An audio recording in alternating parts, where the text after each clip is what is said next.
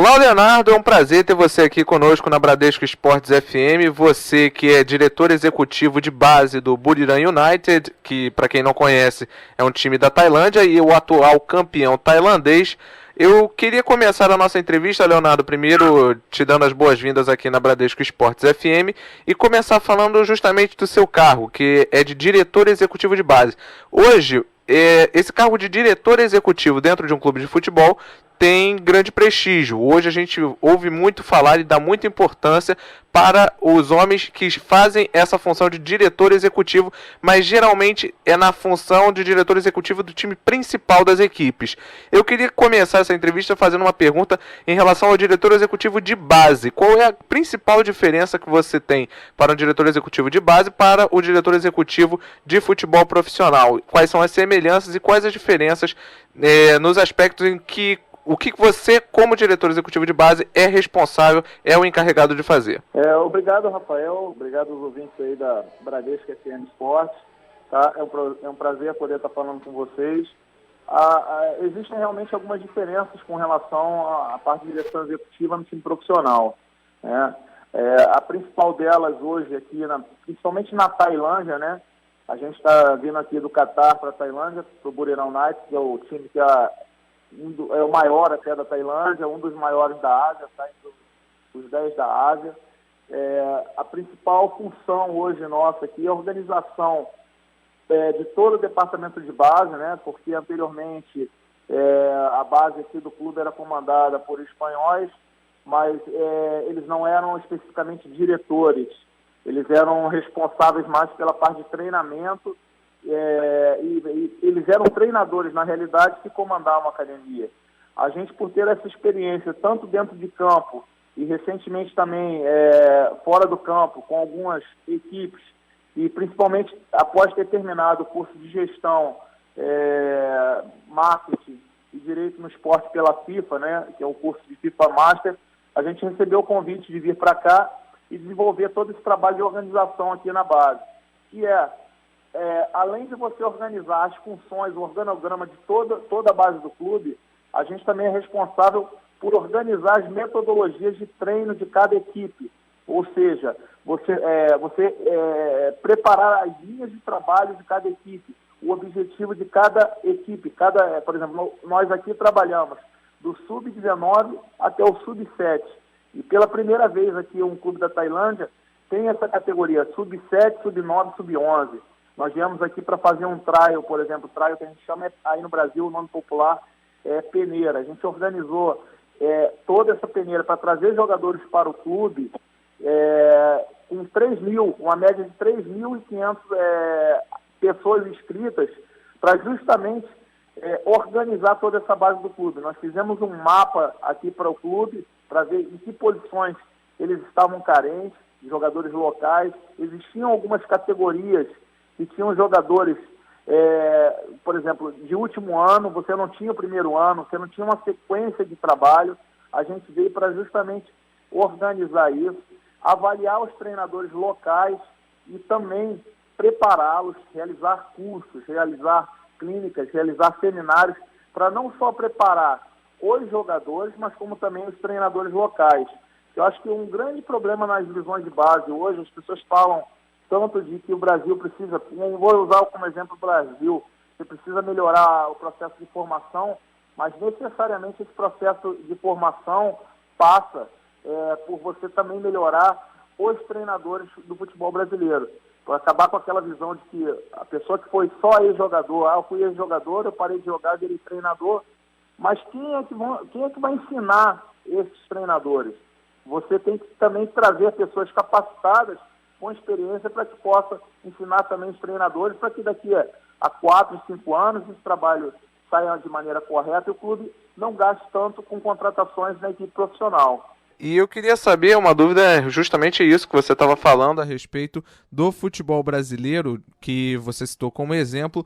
o futebol brasileiro há muito tempo vem sendo criticado, principalmente depois dos últimos resultados ruins que a gente teve em Copa do Mundo, em Copa América. Muito se criticou sobre a atual geração do futebol brasileiro e também muito se teme a respeito do futuro do futebol brasileiro. Você, como diretor executivo de base, que já teve também trabalhos aqui em clubes do Brasil, e a gente cita como exemplo o Botafogo mesmo, aqui do Rio de Janeiro, além do América, eu queria saber qual é a sua visão hoje a respeito do futebol de base trabalhado no Brasil. Quais são as principais deficiências em relação aos demais países do mundo e se você acha que a gente se perdeu em algum ponto, porque a gente produzia muitos atletas, a gente produzia muito talento e talvez tenha parado de produzir com aquela mesma excelência de antes. Não sei se é isso que você pensa, mas eu queria um pouquinho da sua opinião a respeito disso. Existem algumas coisas que realmente o Brasil ainda está um pouco para trás.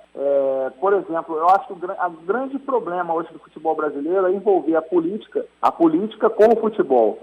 A política que eu digo é a política dos clubes. Por exemplo, quando um presidente é eleito, todos os treinadores de base desse clube são mandados embora.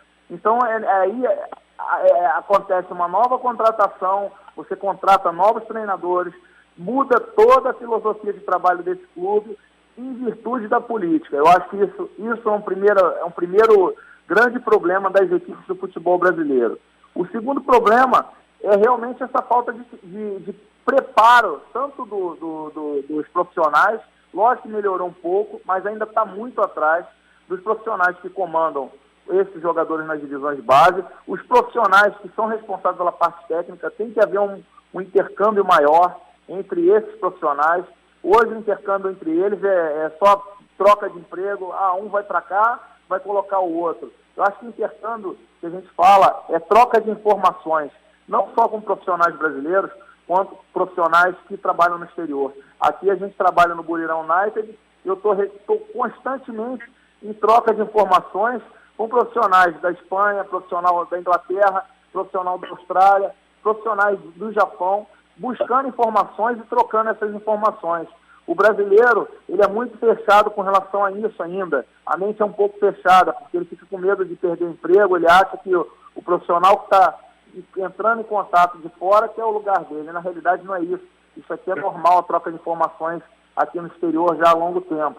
E outro problema é principalmente a gente vai tocar num ponto que realmente o 7-1 foi uma situação anormal que aconteceu com a seleção brasileira. Eu acho que é um reflexo de todo esse trabalho ao longo dos anos no futebol brasileiro. O maior descaso, por exemplo, na formação de jogador é a própria seleção brasileira que usa apenas 10% dos jogadores que vão para os mundiais sub-20 nas Copas do Mundo, nas edições de Copa do Mundo profissionais. Isso é um dado alarmante.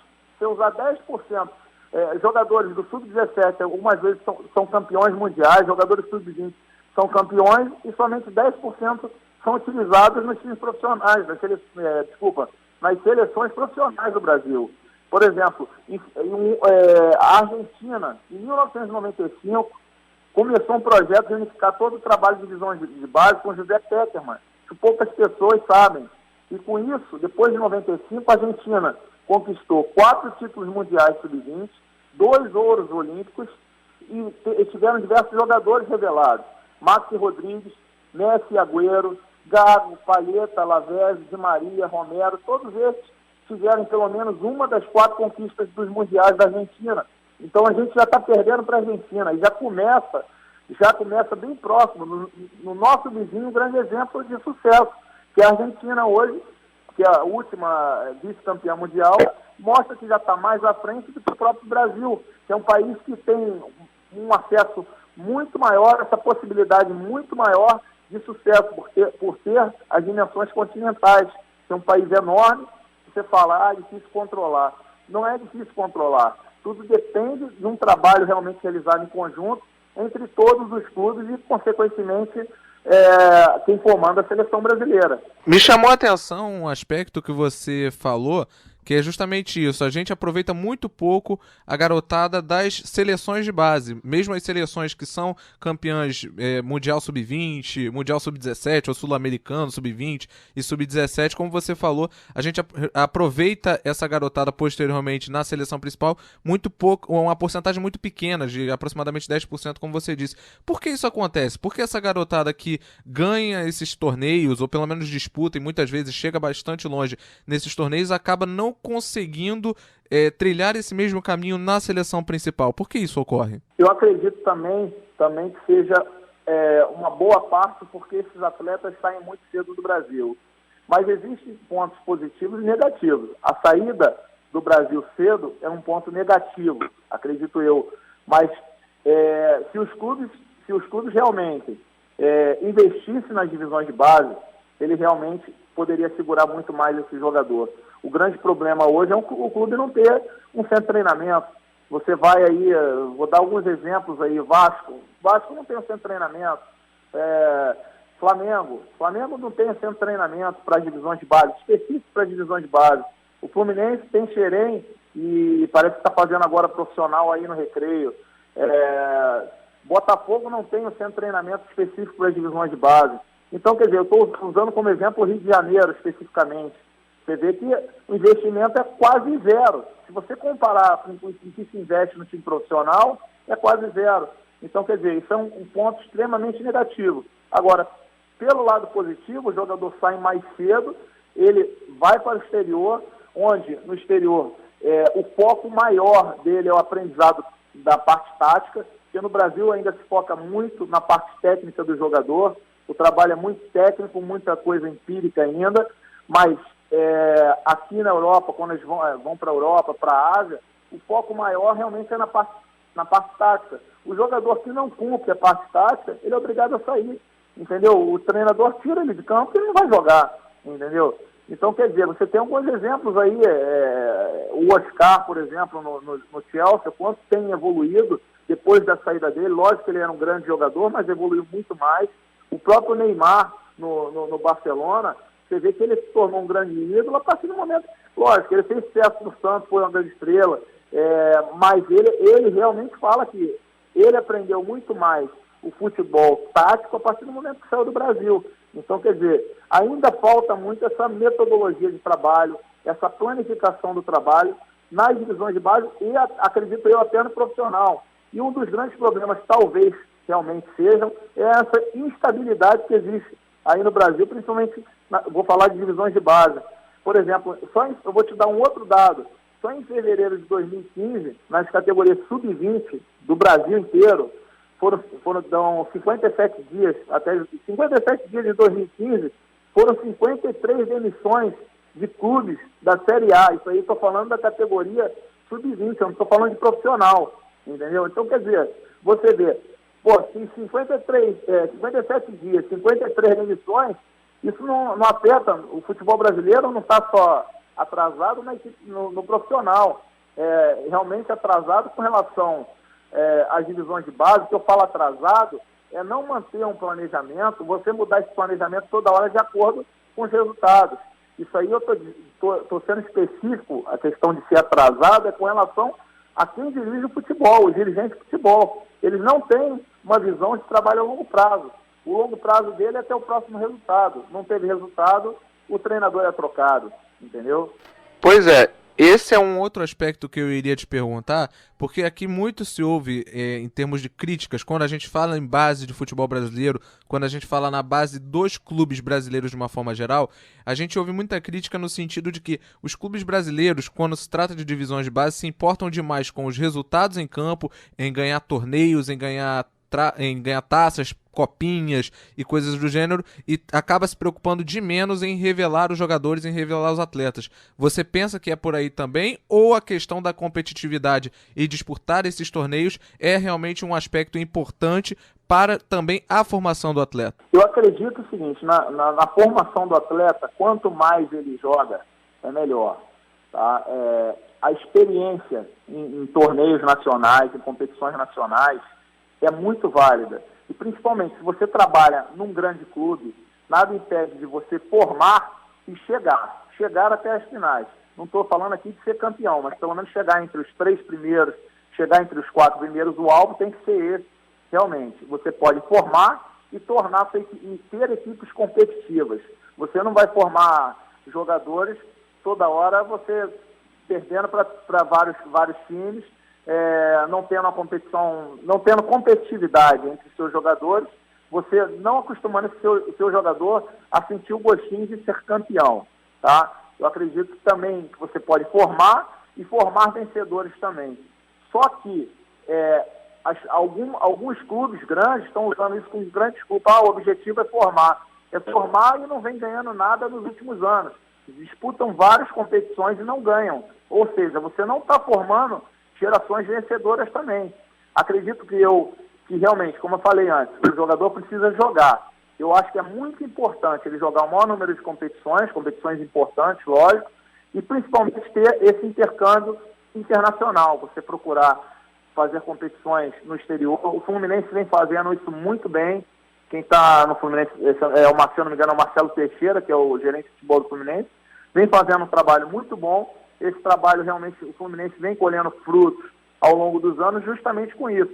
Essa parte de intercâmbio internacional, vem buscando intercâmbio internacional, competições internacionais, colocando jogadores que às vezes não vão servir para a equipe profissional em clubes no exterior, para dar essa rodagem ao jogador, e depois ele retorna ou já tem sua carreira encaminhada.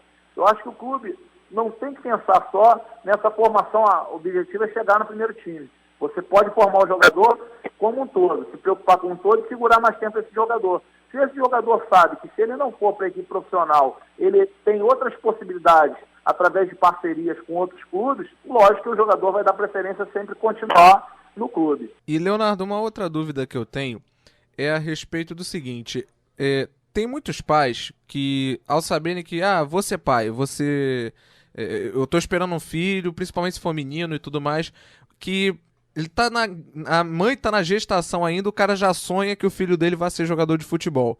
Ele já tem como meta, como traço, como objetivo de que o filho dele vai ser jogador de futebol. E muitos pais já começam até a querer gerenciar a carreira do filho e colocar ele para fazer escolinha, para ficar praticando com 2, 3 anos de idade. O menino mal começou a andar e já tá jogando. Outros acabam deixando para começar tarde demais, a ponto de perder, digamos assim, o básico, né? O arroz com feijão que outros garotos já têm, e ele acaba chegando muito tarde. Eu queria saber, para você, como um diretor executivo de base, qual é a idade ideal para uma criança começar a pensar e sonhar, obviamente, em ser um jogador, né? Pensando já lá ainda nos primeiros passos. Qual é a idade ideal que não está cedo demais nem tarde demais para ele começar a trilhar o seu caminho, tentando, obviamente, no futuro se tornar um jogador de futebol? Eu acredito que principalmente a partir dos 7 anos. Eu acho que 7 anos é a idade ideal para o garoto começar a jogar, mas jogar de maneira lúdica, através de brincadeiras. O treinamento dele não precisa ser um trabalho realmente buscando fundamento, buscando resultado. Essa idade realmente é a idade dele ir para o clube para se divertir. Ele sentir o prazer de jogar futebol. Acredito que dos 7 até os 11 anos é realmente a maneira mais lúdica de ele começar o futebol. Porque sem tanta cobrança, tanto dos pais, tanto dos treinadores, jogar para sentir o gosto, para saber o que é futebol, ver se é aquilo que ele vai querer realmente e trilhar um futuro. Mas, como você falou, realmente, às vezes o pai atrapalha pela a grande ansiedade do pai querer que o menino seja o salvador da família, faz com que muitas vezes esse talento se perca no caminho. E com relação a essa idade, começar realmente da idade avançada, a gente tem um grande exemplo no futebol brasileiro, que eu acredito que seja 1% em termos de percentuais desse pessoal que começa realmente tarde, é o Leandro Damião. Começou, se eu não me engano, com 21 anos, despertar interesse aí na época do Internacional, se eu não me engano.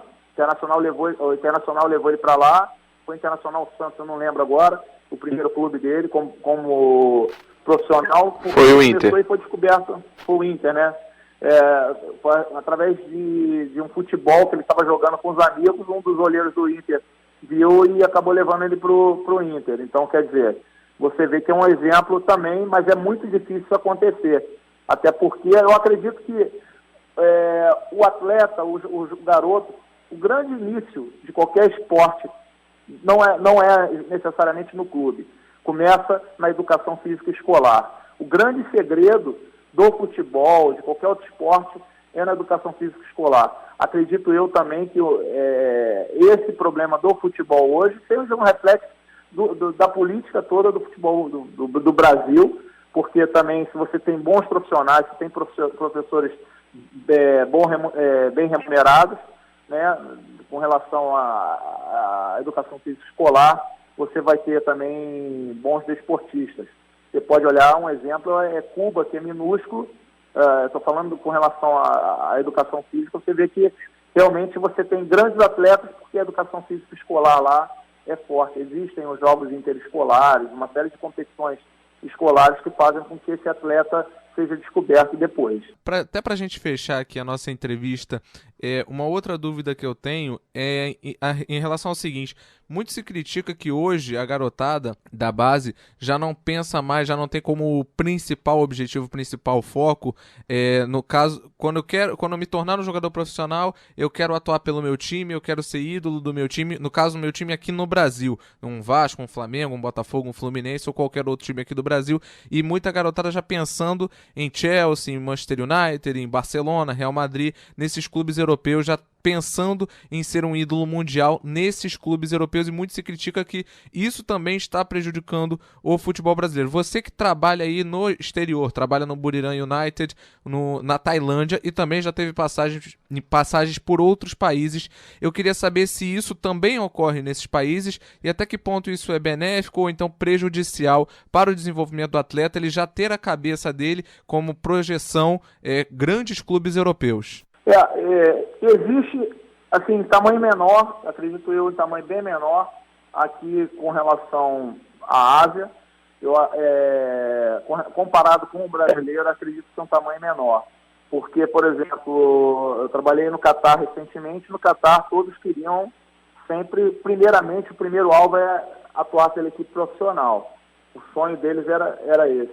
Aqui no Buriram, especificamente também, o sonho deles, do garoto, é primeiramente atuar na equipe profissional. Até porque o clube, como eu falei, o clube é um clube que atrai uma média de 30 mil ou 40 mil torcedores por jogo, entendeu? Nosso clube aqui. Então, quer dizer, toda a parte de marketing é realmente muito forte com relação ao desenvolvimento do amor pelo clube.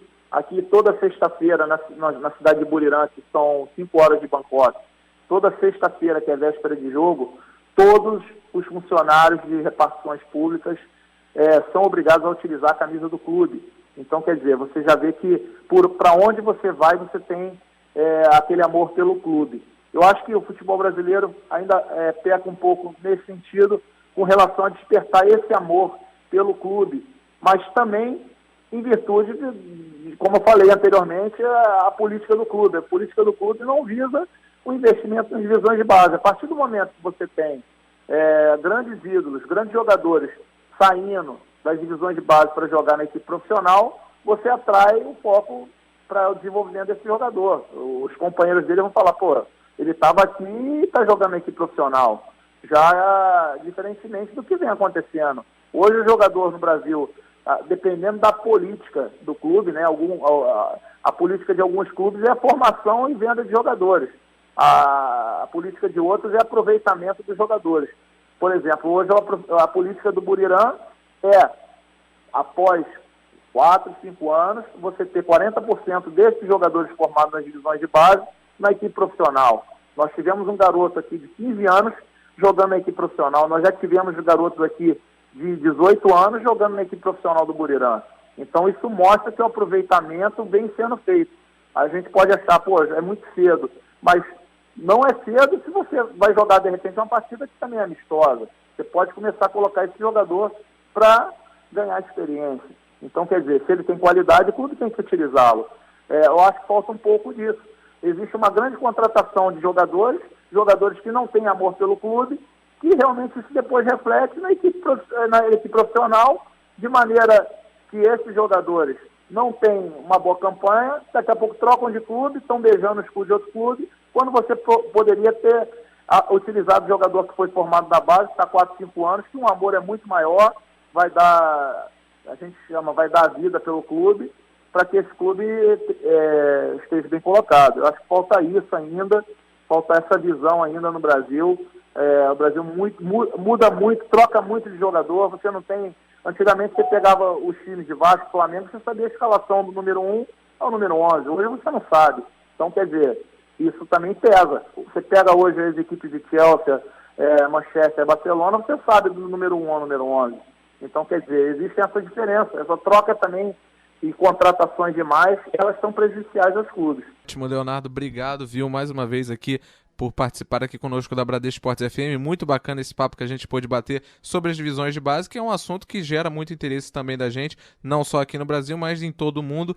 E gostaria de agradecer mais uma vez a sua participação aqui na Bradesco Esportes. Você é sempre muito bem-vindo para a gente poder bater esse papo outras vezes, beleza? Beleza, Rafael, obrigado. Obrigado aos ouvintes da Bradesco Esportes.